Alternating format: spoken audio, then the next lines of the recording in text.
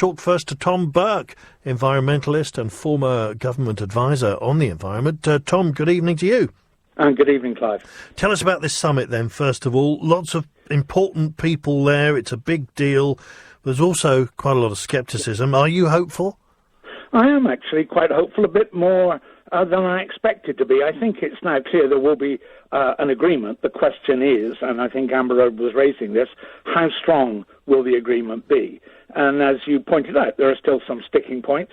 There are sticking points which I think will probably go down to the very end of the week on finance, how much money is going to be available to help people adjust, on exactly how strong the mechanism for taking things forward will be, and also on whether or not we're going to be able to check what other countries are doing. I think those are some of the big sticking point issues. Well, they're quite important, really, aren't they? Because if you get a deal, but then you can't check whether anyone's abiding by it, it's not such a good deal. Yeah, I agree very much with that, and that's why this is an issue. I think we're a lot further ahead than we were the last time there was a big summit like this. There's much more recognition that you really do need to trust so that people can verify that other countries are doing what they say they're doing, and without a good transparency mechanism, that will be very difficult to do.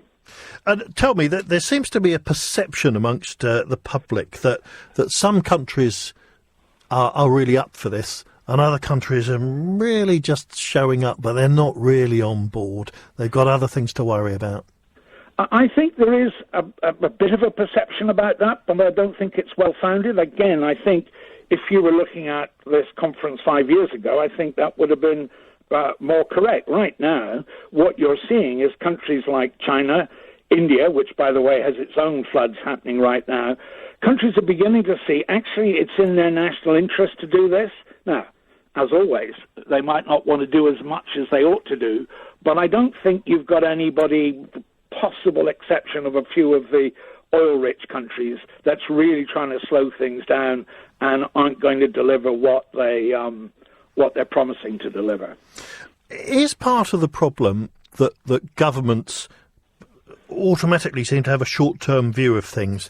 They don't really want to do things that are going to change the world in 30 years' time. They want to do things within their own term of government. Yeah, I think you're right about that. I do think that, in a sense, we don't have a problem with the technology for solving this problem, and we don't have a problem really with the economics of it, but we really do have a problem with politicians being willing to step up to the plate and do the things that only they can do in governments. And I do think that there's a tendency increasingly these days for governments to look to the short term, which means the problems just get worse and the cost of solving them gets bigger. And what's the record of these summits? We had one, 5 years ago, something like that? Well, you have an annual summit, but you have big ones at regular intervals, roughly five yearly. Yeah. The real thing to think about with the summits is not so much what comes out in the text, which, as Amber was saying, is always a compromise, but it's how it influences millions of conversations that go on all over the world, in cities, in local communities, in businesses, in all kinds of institutions. These are the places that make the real changes in the economy that make a difference. And so what we're seeing increasingly is an enormous engagement of the investment community for the first time as they begin to look both at the risks of not dealing with climate change on the one hand, but also the growing opportunities of building a low-carbon economy on the other hand. So I think we're seeing an evolving debate, which in a way the big summits kind of give a push to, but actually isn't where the real action. The real action is in the real world where most of us live. Well, yeah. Let me put a couple of texts to you that have come in, and we're getting a lot of messages in here. This one says, we need to make planned obsolescence illegal with huge sanctions. Making millions of fridges, cars, TVs, phones, etc. every single year just isn't sustainable. I think what we've seen, actually, very interestingly, is a big change since we started publishing the energy efficiency ratings on all of those goods. And what we've started to see is a turnover as people increasingly, especially as energy bills go up, as people actually take matters into their own hands and want to buy more efficient appliances. So we've seen a quite big decrease, funnily enough, in energy demand going on rather than the increase we're used to seeing. There's a perception as well that China isn't really doing very much. There's a big story in The Independent today about Beijing.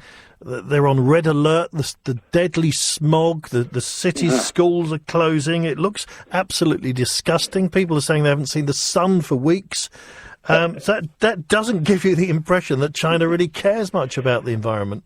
I think, funnily enough, that is exactly why China is beginning to take real action. The coal that is part of the problem with climate change is also producing all that pollution that means you can't see across the street in Beijing. So what you're seeing is the Chinese, again, taking the problem, which they've got to do because it's causing massive unrest in the population, and then turning that into an opportunity. They're the biggest investors in the world in renewable energy, particularly in solar, and they're increasing their investment in electric vehicles. I think they see the transition as something that will be to their benefit, not something that's actually going to be a problem for them. So we want to watch out. If we're not careful, we're going to find ourselves left behind. Great to talk to you, Tom. Thank you very much indeed. Environmentalist and former government advisor on the environment, Tom Burke, with his view on this. What's yours?